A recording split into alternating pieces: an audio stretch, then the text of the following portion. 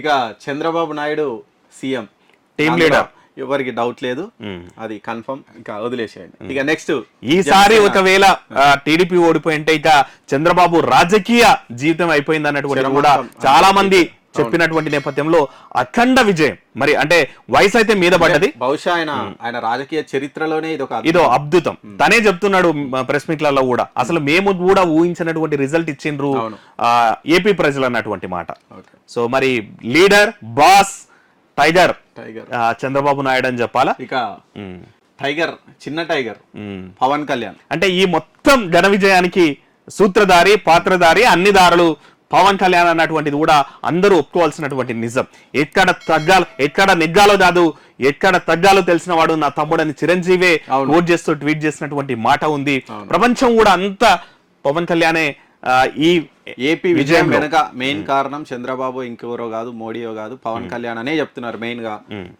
జన సైనికులు అయితే మెయిన్ అయితే ఆయనకు హోంశాఖనే ఇస్తారు అన్న ప్రచారం అయితే జరుగుతుంది. మరి ఇంకా ఆయన హోంశాఖ ఇస్తా అంటే ఎవరు వద్దన్నారు. ఆయన ఇంట్రెస్ట్ మాత్రం అక్కడ ఉందంట. అదో పెద్ద ఎట్లా ఉంటది, ఇంకా చాలా సినిమాల్లో పోలీసు గబ్బర్ సింగ్ స్టైల్ ఉంటది కదా. సో అట్లా మరి చూద్దాం హోంశాఖ.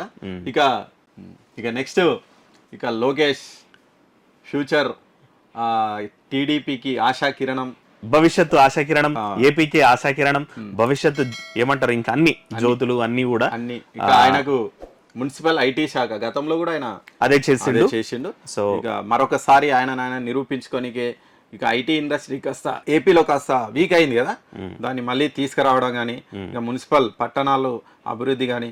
ఇక నెక్స్ట్ అమరావతి ఆయన చేతిలోకి వెళ్తాయి. టీడీపీ ప్రతిపక్షంలో ఉన్నప్పుడు కూడా క్లైమ్ చేసింది అక్కడ ఏపీలో ఏ పట్టణాన్ని కూడా వైసీపీ అభివృద్ధి చేయలేదు అన్నటువంటిది మాట కూడా వాళ్ళు చేస్తుండే. దాంతో పాటు ఉద్యోగాలు కూడా రాలేదు, ఏ కంపెనీలు కూడా రాలేదు ఏపీకి అన్నటువంటి కూడా విమర్శలు చేస్తుండే. సో ఆ నేపథ్యంలోనే నారా లోకేష్ కి ఆ బాధ్యత ఇస్తే, ఎందుకంటే తనకి ఇంటర్నేషనల్ రిలేషన్స్ ఉన్నాయన్నట్టు కూడా వాళ్ళు చెప్తుంటారు. హైదరాబాద్ కు ఐటీ తెచ్చింది నేను చంద్రబాబు చెప్తుంటాడు. అంటే తెలంగాణలో కేటీఆర్ ఎట్లయితే షైన్ అయిందో అట్లా ఇంకా అత్యంత కీలకమైనటువంటి ఒక వ్యక్తి ఈసారి మన క్యాబినెట్ లోకి రాబోతున్నారు.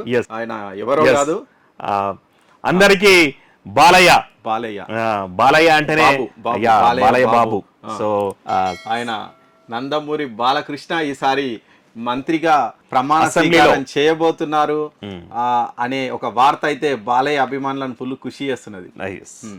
ఆయనకు శాఖ, ఆయనకు సంబంధించిన శాఖనే ఆ సినిమాటోగ్రఫీ మంత్రిగా బాలయ్య ఈసారి బాధ్యతలు స్వీకరించబోతున్నారు. ఇక ఏపీలో సినిమా రంగానికి మంచి రోజులు రాబోతున్నాయి అనే ఒక వార్త అయితే వస్తుంది. మరి మనం గతంలో చూసిండే వీళ్ళందరూ పోయి వైఎస్ జగన్ మీద అవి కూడా ట్రోల్స్ చేస్తుంటారు. చిరంజీవి లాంటి వాళ్ళు వెళ్ళి ఇట్లా నమస్తే పెట్టినటువంటిది.